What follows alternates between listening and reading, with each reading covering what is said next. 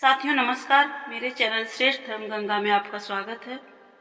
आप सभी को छठ की हार्दिक शुभकामनाएं। साथियों, लोक आस्था का महापर्व मानी जाने वाली छठ पूजा 17 नवंबर से शुरू हो गई है। षष्ठी माँ यानी छठ माता बच्चों की रक्षा करने वाली देवी है।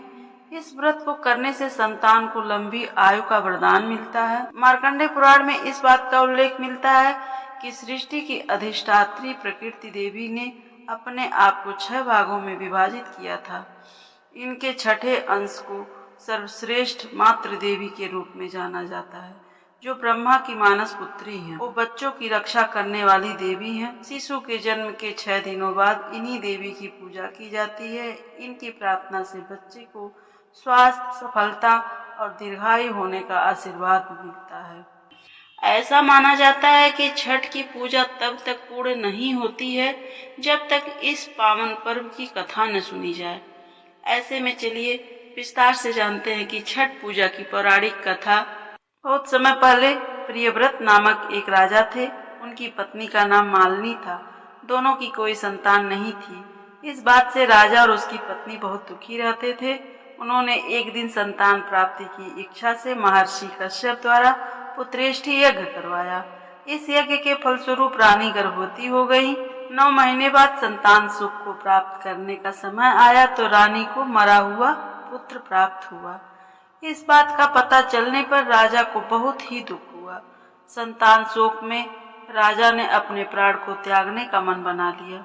लेकिन जैसे ही राजा ने अपने प्राण को त्यागने की कोशिश की तो उनके सामने एक सुंदर देवी प्रकट हुई। देवी ने राजा से कहा कि मैं षष्ठी देवी हूँ। मैं लोगों को पुत्र का सौभाग्य प्रदान करती हूँ। इसके अलावा जो सच्चे भाव से मेरी पूजा करता है, मैं उसके सभी प्रकार के मनोरथ को पूर्ण कर देती हूँ। यदि तुम मेरी पूजा करोगे तो मैं तुम्हें पुत्र रत्न प्रदान करूंगी। देवी की बात से प्रभावित होकर राजा ने उनकी आज्ञा का पालन किया। राजा और उनकी पत्नी ने कार्तिक शुक्ल की षष्ठी तिथि के दिन देवी षष्ठी की पूरे विधि विधान से पूजा की। इस पूजा के बाद उन्हें एक सुंदर पुत्र की प्राप्ति हुई।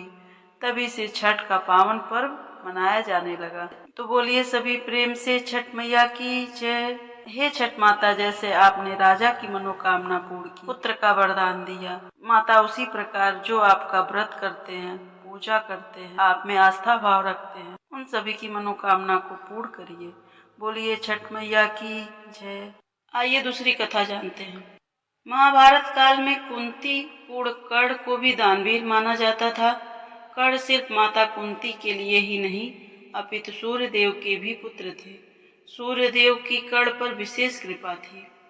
कर्ण नियमित रूप से प्रातः काल उठकर सूर्य देव को अर्घ्य देते थे। तभी से एक पर्व के रूप में सूर्य अर्घ्य की परंपरा का आरंभ हुआ। इसके अलावा कुंती और द्रौपदी के भी व्रत रखने का उल्लेख ग्रंथों में मिलता है। ऐसा कहा जाता है कि द्रौपदी के छठ पूजा करने के बाद ही पांडवों को उनका हारा हुआ सारा राजपाट वापस मिल गया था। श्री राम और माता सीता ने भी इस व्रत को रखा था।